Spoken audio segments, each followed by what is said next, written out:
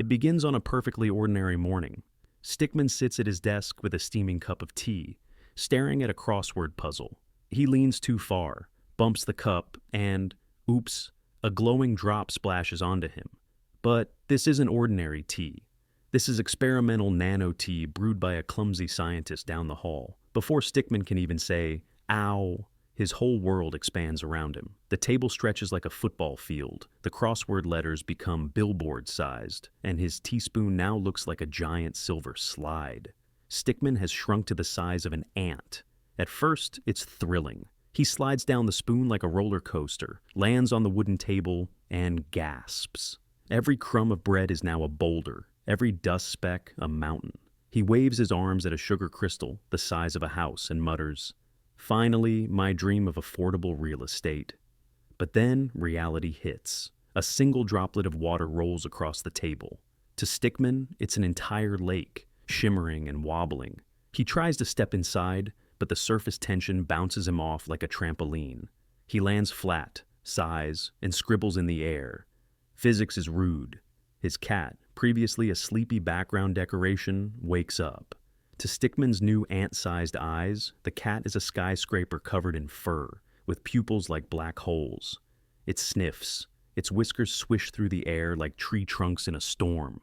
Stickman sprints across the table, dodging one enormous paw that lands like an asteroid impact. He finds refuge by sliding under the salt shaker. Note to self, never trust tea, he whispers, trembling. Falling off the table is less painful than expected. It feels like skydiving without a parachute. Stickman lands on the carpet, which is no longer a flat surface. It's a dense jungle of fibers, each thread towering above him like bamboo. Navigating through it, he feels like an explorer lost in a rainforest. A single cookie crumb falls nearby, shaking the ground. Stickman stares at the monstrous cookie chunk and declares it a national monument. Then he hears the marching. A black wave moves across the floor. Ants, hundreds of them, organized, disciplined, carrying crumbs far larger than themselves. Stickman panics, then realizes something unexpected. The ants stop. They tilt their heads, and because he looks like a stick with legs, they mistake him for one of their own. The queen ant is summoned, and Stickman is presented as a giant cousin. Stickman awkwardly salutes. The ants cheer, or at least wiggle their antennae enthusiastically. Suddenly, Stickman is promoted to commander. As commander, Stickman tries to fit in. He points at a sugar cube, and 20 ants haul it away.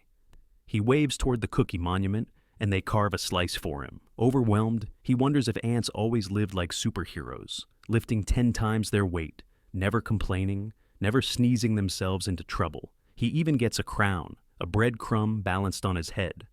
Of course, no adventure goes smoothly. The ants lead him outside, into the yard. Grass rises higher than skyscrapers. Dewdrops sparkle like crystal chandeliers. And, somewhere nearby, a lawnmower starts humming. Stickman gasps, because to him, the mower looks like a monster with spinning jaws. The ants scatter. Stickman, crowned commander, has to act. He grabs a blade of grass like a spear and shouts, "Retreat!" He bounces off a pebble, trips over a worm, which hisses at him rudely, and dives into an anthill tunnel just in time. The ground above shakes as the mower passes, a thunderous reminder of how fragile the tiny world is. Safe underground, Stickman marvels at the tunnels, highways of ants, chambers filled with seeds, larvae cared for like royalty.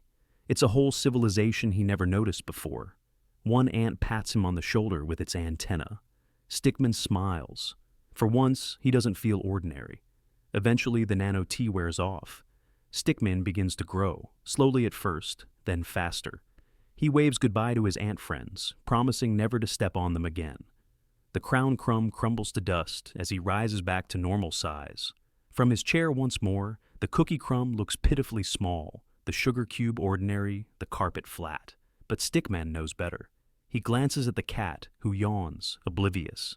He peers at the ants, still carrying crumbs in perfect formation. And he whispers, "The world is huge, even when you're not." Then he grins because now he has a new story to tell.